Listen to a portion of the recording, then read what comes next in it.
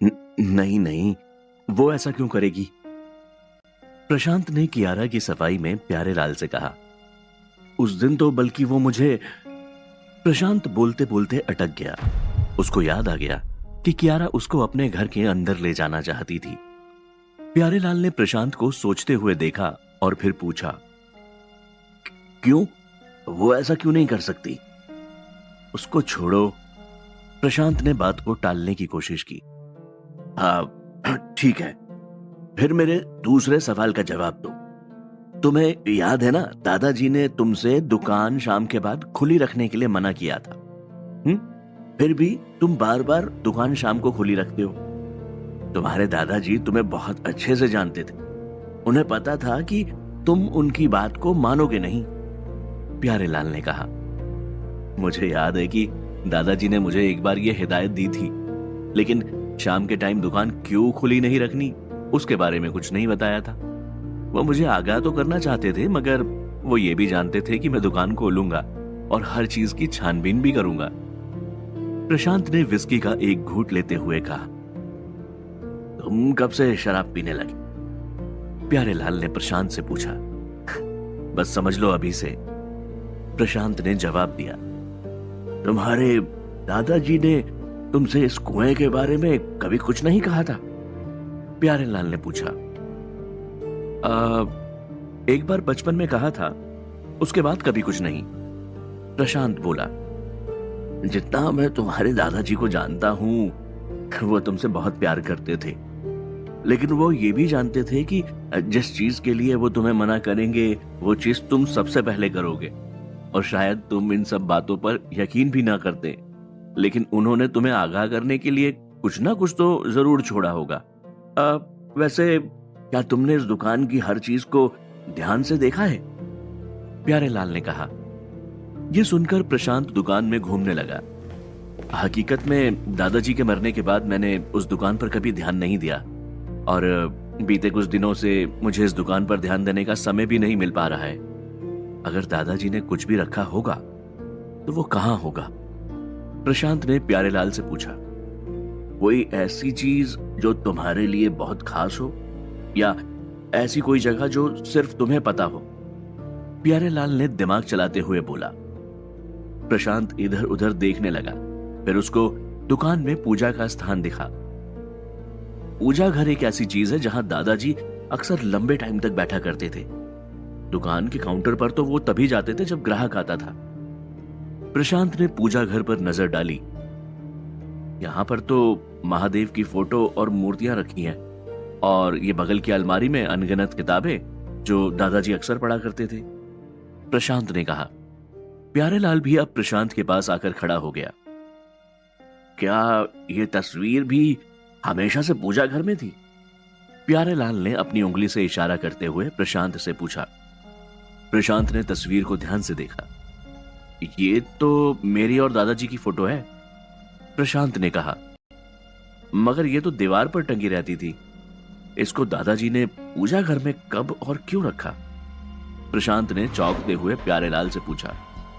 प्रशांत जैसे ही फोटो उठाने वाला था कि प्यारेलाल ने उसके हाथ पर मारा और कहा, अरे दारू पीकर पूजा घर में हाथ लगा रहे हो, अपना धर्म मत भ्रष्ट करो। धर्म तो दारू पीते ही भ्रष्ट हो गया था, प्रशांत ने जवाब दिया और फोटो को पूजा घर से उठा लिया। शंभू है शंभू। प्यारेलाल ने पूजा घर में रखी गंगा जल की बोतल उठाई और उस जल को पूजा घर में छिड़क दिया। फिर थोड़ा सा पानी चुल्लू में लेकर प्यारेलाल ने अपने और प्रशांत के ऊपर भी छिड़क दिया।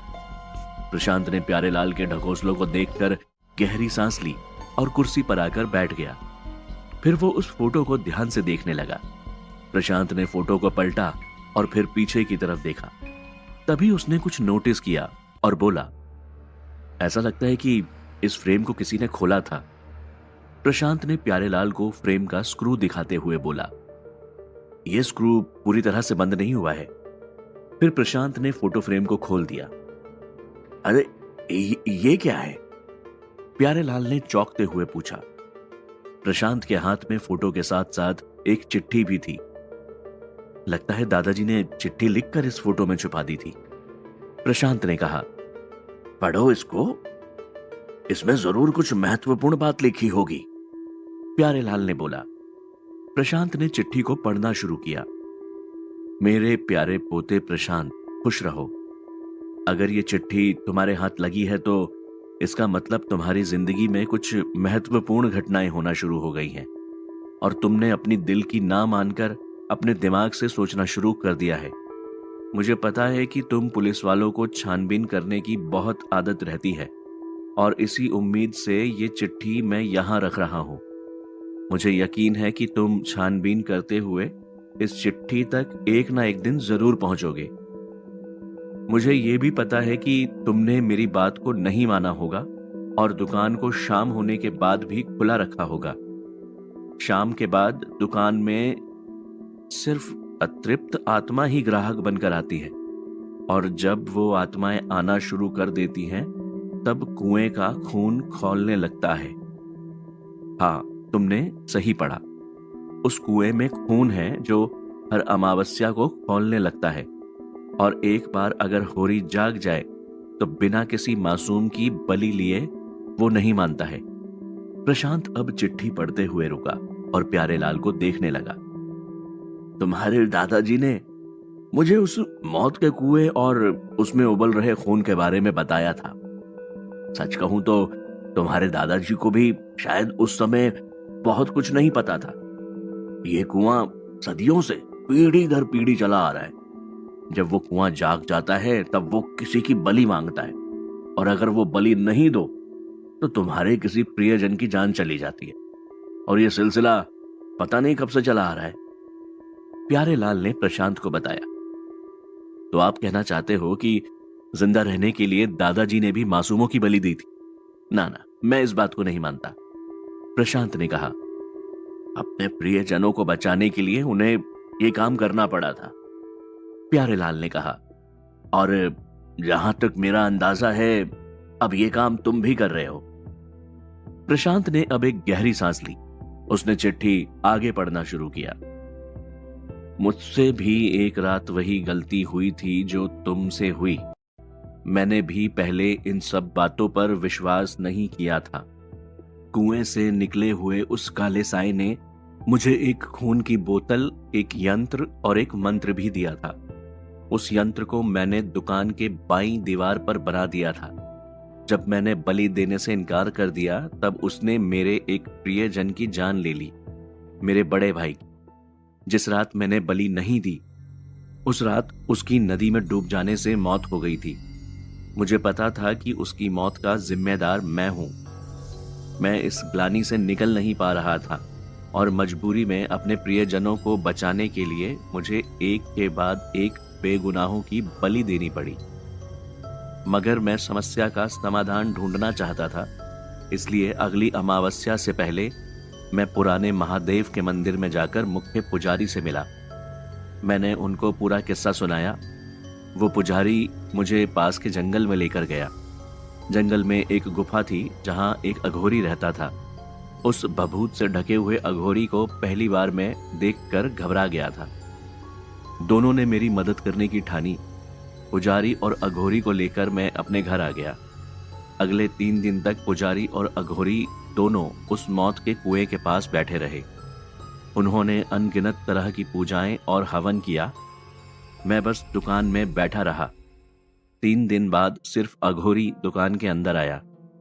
इस पूरी विधि विधान में पुजारी की आहुति चढ़ चुकी थी। उस अघोरी ने मुझे एक लाल किताब दी। उस लाल किताब में भूत प्रेतों और अतृप्त आत्माओं को वश में करने के नुस्खे लिखे हुए थे। उसकी किताब में बहुत सारे मंत्र और यंत्र भी थे। उसके साथ ही उसने मुझे मेरे बचाव के लिए बहुत सारे उपकरण भी दिए। मेरी डोम की लाठी उसमें से एक है। इसको हमेशा अपने पास रखना। वो किताब भी मैं तुम्हारे लिए छोड़कर जा रहा हूं। उस लाल किताब को पूरा पढ़ लेना। जाते समय मुझे अघोरी ने बताया कि अगले 50 साल तक उसने उस कुएं को बंद कर दिया था। अच्छे कर्मों से अपनी जिंदगी को जीना, ये कहते हुए वो अघोरी चला गया और बाद में मुझे पता चला कि उसकी भी कुछ घंटों में मृत्यु हो चुकी थी। 50 साल बस अब खत्म होने को ही है। उस कुएं का खून फिर से खौलने लगेगा। मेरे भी जाने का समय आ चुका है। मुझे पता है कि मैं तुम्हें एक मुसीबत में डालकर जा रहा हूं, मगर उस अघोरी की बात को हमेशा याद रखना। अच्छे कर्मों से अपनी जिंदगी को जीना। मेरे पास उस मौत के कुएं को बंद करने का कोई रास्ता नहीं है, मगर मुझे पूरी उम्मीद है कि तुम इस समस्या का हल जरूर ढूंढ लोगे। मेरे पास जितनी भी जानकारी थी वो मैं तुम्हें सब देकर जा रहा हूं। आगे का कार्य अब तुम्हारे हाथ में है। प्रशांत ने पूरी चिट्ठी पढ़कर उसको बंद करके वापस पूजा में रख दिया। वो लाल किताब कहाँ है? प्रशांत ने प्यारेलाल से पूछा। यहीं कहीं होनी चाहिए, अब शायद इन किताबों की अलमारी में, प्यारेलाल ने कहा। और तुरंत प्रशांत और प्यारेलाल दोनों अलमारी में किताब को ढूंढने लगे। लाल जैसी दिखने वाली यहां पर बहुत सी किताबें हैं, इनमें से अघोरी की लाल किताब कौन सी होगी? प्रशांत ने प्यारेलाल से पूछा। सारी किताबों को निकाल कर देखते हैं, प्यारेलाल ने कहा। और फिर दोनों उस लाल किताब को ढूंढने में लग गए, लेकिन काफी ढूंढने के बाद भी उन्हें वो किताब नहीं मिली। हमने पूरी अलमारी को देख लिया है, इसमें से कोई भी किताब वो लाल किताब नहीं है जैसा चिट्ठी में लिखा है, प्रशांत ने हताश होते हुए कहा। मगर वो लाल किताब होनी तो यही चाहिए। ऐसी कीमती चीज को तुम्हारे दादाजी ने जरूर कहीं छुपा कर रखा होगा, प्यारेलाल ने कहा। घर में कोई तिजोरी तो है नहीं जिसमें उन्होंने वो किताब रखी हो, प्रशांत बोला। और बाकी इन सब अलमारी में तो पूजा की सामग्री भरी हुई है, और कहां हो सकती है? मैं क्या कहता हूं, चलो एक बैग और लगाते हैं, जिससे दिमाग खुल जाएगा तो कुछ और सूझेगा, प्यारेलाल ने कहा। अरे चाचा जी, अपनी बकवास बंद करो। आप हर वक्त बस शराब के बारे में ही सोचते रहते हो। अब पीने के बाद क्या खाक नया आइडिया आएगा दिमाग में? प्रशांत ने गुस्सा होते हुए कहा। ठीक है, तो एक काम करो, एक कड़क मसालेदार चाय बनाओ, प्यारेलाल ने सुझाव दिया। प्रशांत किचन में जाकर चाय बनाकर एक केतली में ले आया। अबे यार, तो कब भी ले आते, प्यारेलाल ने कहा। प्रशांत दोबारा किचन में जाने वाला था कि प्यारेलाल ने उसको रोकते हुए बोला। अरे ये कांच की अलमारी है ना, इसमें कप रखे हैं, वही कप निकाल लो। अब बार बार क्या किचन में जाओगे?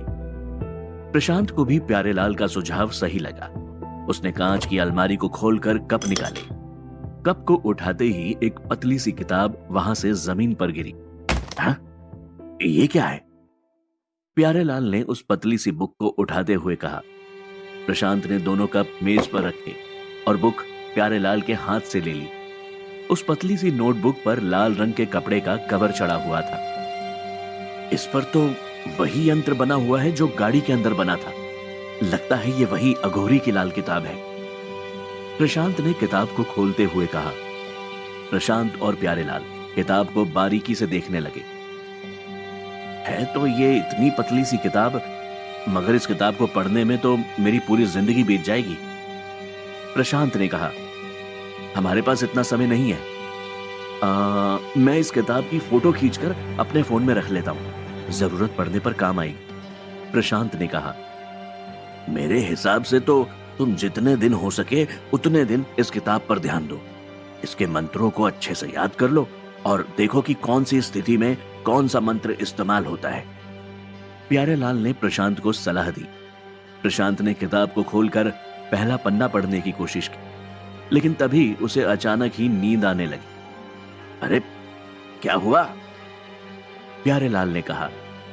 प्रशांत ने खिड़की से बाहर नजर डाली और कहा, हाँ, पता नहीं, अचानक नींद आने लगी। वैसे सुबह होने को है और पूरी रात हमारी इसी में बीत गई। थोड़ी देर आराम करते हैं, प्रशांत ने कहा। तुम ठीक कह रहे हो, थोड़ी देर कमर सीधी कर लेते हैं, फिर चाय पीकर इस किताब को पढ़ते हैं। थोड़ी देर दोनों घर में जाकर लेट गए। फिर कुछ समय बाद प्रशांत और प्यारेलाल चाय का एक एक कप पकड़कर फिर से किताब को पढ़ने लगे। प्रशांत ने पहला पन्ना पढ़ा। अगर तुम्हें टिड्डियों का झुंड दिखाई दे और लाश पेड़ से चिपकी हो तो एक स्वच्छ पानी के कटोरे में आग को प्रज्वलित करना। प्रशांत ने किताब में पढ़ा। ये सब क्या लिखा है? पानी में कोई आग कैसे लगा सकता है? प्रशांत ने कहा, बात तो सही है तुम्हारी, लेकिन उस अघोरी ने इसमें यह सब कुछ सोचकर ही लिखा होगा। और अगर तुम्हारे दादाजी ने यह सब कर लिया था तो वो खुद किसी अघोरी से कम नहीं होंगे। प्यारेलाल ने कहा, पर यह सब कैसे पॉसिबल है? प्रशांत ने बोला। उसे अब उस किताब की सच्चाई पर शक होने लगा था। आगे देखो क्या लिखा है, प्यारेलाल ने कहा। प्रशांत ने आगे के पन्नों को पढ़ना शुरू कर दिया, जिसके काफी पन्ने पढ़ने के बाद प्रशांत बोला, इसमें कहीं भी खूनी कुएं के बारे में कोई जिक्र नहीं। अगर ये किताब अघोरी ने दादाजी को दी थी तो कुएं के होरी से कैसे छुटकारा पाया जाए, ये क्यों नहीं लिखा? चाचा जी, क्या आपको लगता है कि यह असली किताब है या फिर किसी ने असली किताब चुराकर ये नकली वाली किताब यहां रख दी है? प्रशांत ने परेशान होकर कहा। क्या प्रशांत का शक सही था? क्या असली किताब किसी और के पास थी? क्या प्रशांत इस गुत्थी को सुलझा पाएगा? जानने के लिए सुनिए इस कहानी का अगला एपिसोड, सिर्फ पॉकेट एफएम ऐप पर। प्रशांत अपनी दुकान में बैठे हुए अभी भी उस किताब को हाथ में लिए ताक रहा था। वो किताब असली है या नकली, यही विचार उसके दिमाग में चल रहा था। तभी प्यारेलाल ने कहा, तुम गलत सोच रहे हो प्रशांत। यह सब इतना आसान भी नहीं है जितना तुम समझ रहे हो। ध्यान से देखो इस किताब को। दरअसल ये एक नोटबुक है जिसमें किसी ने अपने हाथों से मंत्र लिखे हैं और यंत्र बनाए हैं। ये किसी प्रिंटेड किताब की तरह नहीं है, इसलिए इसकी कोई दूसरी कॉपी नहीं होगी। प्यारेलाल ने प्रशांत को नोटबुक दिखाते हुए बोला, तो फिर इसमें उस खूनी कुएं के बारे में कुछ क्यों नहीं लिखा है? और चाचा जी, आप और दादाजी बहुत गहरे दोस्त थे, तो फिर उन्होंने आपको इस किताब की विद्या कभी क्यों नहीं सिखाई? प्रशांत ने पूछा। वो दरअसल ऐसा नहीं था कि उन्होंने कभी सिखाई नहीं, प्यारेलाल ने अपना गमछा गले में लपेटते हुए कहा। वो क्या है ना, तुम्हारे दादाजी जब भी सिखाते थे, मैं दारू के नशे में होता था और बीच बीच में ही कभी सो जाता था। जब मेरी नींद खुलती थी तो दादाजी मेरे ऊपर बरस रहे होते थे। उन्होंने तो सिखाने की कोशिश कई बार की थी, मगर मैं ही कभी नहीं सीख पाया। प्यारेलाल ने प्रशांत को बताया। और उस कुएं का रहस्य, उसके बारे में तो इस किताब में भी नहीं लिखा है। प्रशांत ने अपने प्रश्न को दोहराया। देखो, ये कुआं कोई साधारण कुआं तो है नहीं। अब तो तुमने होरी को बहुत करीब से देखा है। तुम्हें पता है कि एक बेगुनाह की बलि ना मिले तो होरी कुछ भी कर सकता है। अगर इस कुएं के बारे में किसी को भी पता चलेगा तो वो इसका गलत इस्तेमाल भी कर सकता है। इस दुनिया में बहुत से लोग हैं जो अपने फायदे के लिए किसी दूसरे इंसान की बलि चढ़ाने में जरा भी नहीं झिझकेंगे। वो तो तुम्हारे दादाजी नेक दिल इंसान थे, जिन्होंने कुएं पर काबू पाना ही एक बेहतर उपाय समझा। करना चाहते तो वो भी बहुत कुछ कर सकते थे। प्यारेलाल ने प्रशांत को समझाया। तो फिर क्या इस समस्या का कोई हल नहीं है? क्या हमेशा इससे निकले हुए काले साएं के लिए मुझे एक बलि देते रहना पड़ेगा? वो पुजारी और अघोरी तो दोनों ही मर गए। अभी इस कुएं को अगले 50 साल के लिए कौन बंद करेगा? प्रशांत ने हताश होते हुए कहा। दादाजी की चिट्ठी को हमेशा याद रखना। उन्होंने कहा था कि उस कुएं से निजात पाना मुश्किल है मगर नामुमकिन नहीं। तुम्हारे दादाजी को एक अघोरी मिला जिसने इस कुएं को 50 साल के लिए बंद किया और उन्हें अच्छे कर्मों से जीने की सलाह दी। शायद तुम्हें भी ऐसा कोई मिल जाए जो इस काम में तुम्हारी मदद करे। तुम इस कुएं को अगले 50 साल के लिए बंद करोगे या उससे ज्यादा, यह भी किसी को नहीं पता, मगर उम्मीद पर तो दुनिया कायम है। प्यारेलाल ने प्रशांत को प्रोत्साहित करते हुए कहा। यह सुनकर प्रशांत ने एक गहरी सांस ली और अपने हाथ में पकड़ी उस नोटबुक के कुछ पन्ने पलटकर उसमें लिखे मंत्र को देखने लगा। थोड़ी देर बाद उसने प्यारेलाल को देखा और बोला, मुझे लगता है कि आपको कुएं से दूर रहना चाहिए, क्योंकि जो भी इस कुएं के चक्कर में पड़ता है उसको किसी ना किसी तरह का नुकसान जरूर होता है, और मैं नहीं चाहता कि कुएं की वजह से तुम या तुम्हारे परिवार को कोई नुकसान हो। प्रशांत ने कहा। यह सुनकर प्यारेलाल मुस्कुराए और बोले, वाह प्रशांत बेटा, तुम वाकई में अपने दादाजी के पोते हो। बिल्कुल यही शब्द तुम्हारे दादाजी ने एक बार मुझसे कहे थे, मगर तुम्हारे दादाजी के इतने उपकार है मुझ पर कि मैं तुम्हारे परिवार से कभी भी नाता नहीं तोड़ पाया। मैं आगे भी तुम्हारी मदद करता रहूंगा। मैं भी नहीं चाहता कि मेरे परिवार में मेरी बेटी पर किसी भी तरह की कोई परेशानी आए। अब मैं चलता हूं, कोई जरूरत हो तो मुझे फोन कर देना। ये कहते हुए प्यारेलाल दुकान से चला गया। प्रशांत ने अपनी जेब से वो कागज का पर्चा निकाला जो उसने बस से निकाला था। प्रशांत का फोन तो कब्रिस्तान में जब उस पर हमला हुआ था तब से खो गया था। दुकान में उसका एक पुराना फोन पड़ा था। प्रशांत विजय को फोन करने वाला ही था कि अचानक से वो पुराना फोन बज उठा। हाँ, ये तो दादाजी का फोन है। इसका नंबर तो मैंने बहुत ही कम लोगों को दिया है। ये कौन फोन कर रहा है? प्रशांत ने अनजान नंबर को देखते हुए बोला। फोन उठाकर प्रशांत ने धीरे से हेलो बोला। दूसरी तरफ से आवाज आई, विजय, तुम्हारे पास यह नंबर कहां से आया? प्रशांत ने पूछा। मैं कल रात से तुम्हारा फोन ट्राई कर रहा हूं। फोन आउट ऑफ रीच आ रहा था। फिर मैंने आज दादाजी का फोन नंबर ढूंढा और इस पर कॉल किया। मुझे तुम्हारी टेंशन हो गई थी कि अचानक तुम कहां गायब हो गए। विजय ने कहा, लंबी कहानी है, बाद में फिर कभी बताऊंगा। मेरा फोन खो गया है। आज एक नया फोन लेकर उसमें सिम डलवाता हूं। तब तक ये दादाजी के फोन पर ही कॉल करना। प्रशांत ने कहा, अच्छा, मुझे तुमसे मिलकर कुछ बात करनी है। क्या तुम्हारे घर आ जाऊं? साथ में कुछ और लोग भी हैं। 1 घंटे में आऊं? विजय ने पूछा। ठीक है, आ जाओ। और स्कूल बस के बारे में क्या हुआ, वो भी मुझे बता देना। प्रशांत ने कहा। 1 घंटे के अंदर विजय प्रशांत की दुकान पर आ गया। उसके साथ प्रिया भी थी। तुम्हें देखकर अच्छा लगा प्रिया। अब तुम्हारी तबीयत कैसी है और तुम्हारे घाव ठीक हुए? प्रशांत ने प्रिया से पूछा। I am fine. कल से तो ड्यूटी भी ज्वाइन कर ली है। विजय ने मुझे बताया कि उस रात तुम मेरे लिए कितना परेशान थे। प्रिया ने प्रशांत की आंखों में देखते हुए कहा, मेरी जगह कोई भी होता तो परेशान हो जाता। प्रशांत की प्रिया की आंखों में देखने की हिम्मत नहीं थी। विजय ने अपने गले की खराश को साफ करते हुए कहा, दरअसल तुमसे मिलने के लिए कोई आया है। यह सुनकर प्रशांत थोड़ा हैरान हुआ और तभी वहां एक काला सूट पहने हुए एक आदमी अंदर आया। वो लंबा चौड़ा हट्टा कट्टा आदमी प्रशांत के पास आया और प्रशांत से हाथ मिलाने के लिए अपना हाथ आगे किया। उसकी हाइट 6 फुट से ज्यादा थी। क्योंकि वह प्रशांत से भी लंबा था, उसने आंखों पर काला चश्मा पहना हुआ था। देखने में तो कोई बड़ा अफसर लग रहा है, प्रशांत ने अपने मन में सोचा और हाथ बढ़ाकर उससे हाथ मिला लिया। हेलो, आई एम रक्षित गुप्ता। उस आदमी ने अपना नाम बताया। हेलो, मेरा नाम प्रशांत। इसके आगे वो कुछ कह पाता कि रक्षित ने कहा, मुझे पता है तुम्हारा नाम प्रशांत है। मैंने तुम्हारे पुलिस के बैकग्राउंड को ध्यान से पढ़ा है। आई मस्ट से काफी इंप्रेसिव बैकग्राउंड रहा है तुम्हारा। लेकिन तुमने नौकरी क्यों छोड़ दी? बस कुछ पर्सनल रीजंस थे। वैसे यहां कैसे आना हुआ? प्रशांत ने पूछा।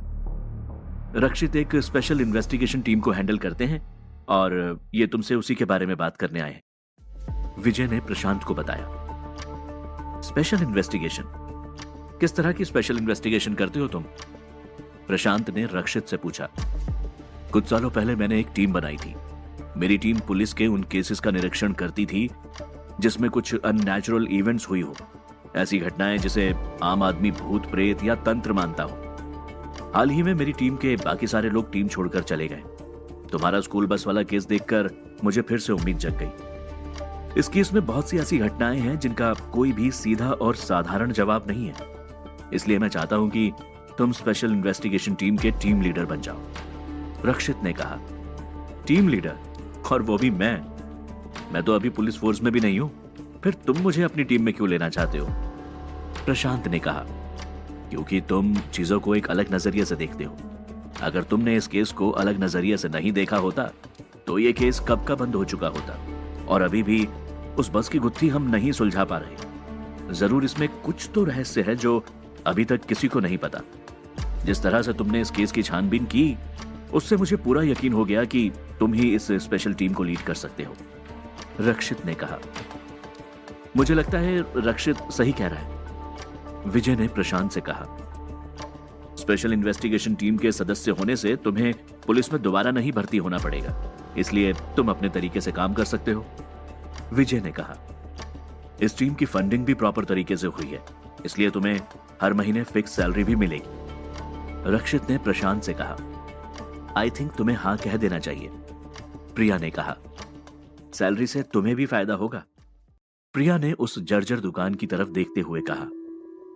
इससे पहले कि प्रशांत अपनी बात पूरी करे, रक्षित ने उसका हाथ पकड़ते हुए कहा, तुम्हें बात पक्की समझू, हमारी टीम का एक स्पेशल नेटवर्क है, हम उसी नेटवर्क के जरिए आपस में बातचीत करते हैं। मैं तुम्हें उस ग्रुप में ऐड कर देता हूं और बाकी फॉर्मेलिटीज जल्दी पूरी कर देंगे। यह कहकर रक्षित दुकान से जाने लगा। वो टीम के बाकी सदस्य कौन है? प्रशांत ने रक्षित को रोकते हुए पूछा। अभी तो कोई सदस्य नहीं है, हाँ अगर तुम किसी को रखना चाहते हो तो रख सकते हो। रक्षित ने पलटकर कहा और दुकान से चला गया। कुछ समय के लिए प्रशांत रक्षित की बात सुनकर हैरान था। फिर उसने विजय को देखकर कहा, ये तुम दोनों ने मुझे कहां फंसा दिया? इतना मत सोचो, इस काम के लिए तुम अकेले ही काफी हो। विजय ने प्रशांत की पीठ पर थपथपाते हुए कहा, और वैसे भी तुम अपना खर्चा कैसे चला रहे हो? प्रिया ने पूछा। प्रिया की नजर मेज पर रखी हुई विस्की की बोतल पर गई। क्या कोई लॉटरी निकली है? प्रिया का इतना कहना था कि अचानक दुकान में एक खूबसूरत लड़की आ गई। क्या हाल चाल है तुम्हारे अंकल जी? कियारा ने आते ही प्रशांत से मजाकिया अंदाज में पूछा। कियारा खाकी पैंट और सफेद शर्ट में गजब की स्मार्ट लग रही थी। उसके हाथ में महंगी बैग थी और कलाई में ब्रांडेड घड़ी। उसको देखकर कोई भी समझ जाता कि वो किसी रईस घराने से है। प्रिया ने कियारा के अंदाज को बारीकी से नोट किया। फिर उसने प्रशांत से पूछा, ये कौन है? प्रशांत भी अचानक से कियारा को दुकान में देखकर हैरान था। उसने थोड़ा हिचकिचाते हुए कहा, ये एक्चुअली मेरी असिस्टेंट है। फिर प्रशांत ने कियारा से कहा, कियारा इनसे मिलो, यह है विजय, पुलिस डिपार्टमेंट का मेरा कलीग और दोस्त भी, और यह है प्रिया, यह भी पुलिस में मेरे साथ ही थी। प्रिया ने प्रशांत को तीखी नजरों से देखा और अपना हाथ आगे बढ़ाते हुए कियारा से बोली, हेलो, मैं प्रशांत की एक्स गर्लफ्रेंड हूं। अच्छा, तो तुम एक्स हो? कियारा ने अपने शब्दों पर जोर डालते हुए कहा। फिर वो प्रशांत की तरफ पलटी और बोली, अंकल जी, आज तो तुम जल्दी उठ गए। हाँ, वो आज नींद जल्दी खुल गई। चलो हम सब लोग थोड़ी चाय पीते हैं।